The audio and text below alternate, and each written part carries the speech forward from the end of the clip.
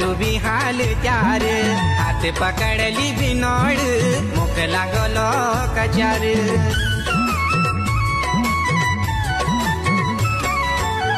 गुना पानी मां कुट डूबी हाल त्यार हाथ पकड़ली बिनोड़ मुख लागलो कचार मच तेरी माया लागी मैं तेरी नराई लागी मच तेरी माया लागी मैं तेरी नराई लागी मच तेरी माया लागी मैं तेरी नराई लागी तू आये निसारो बने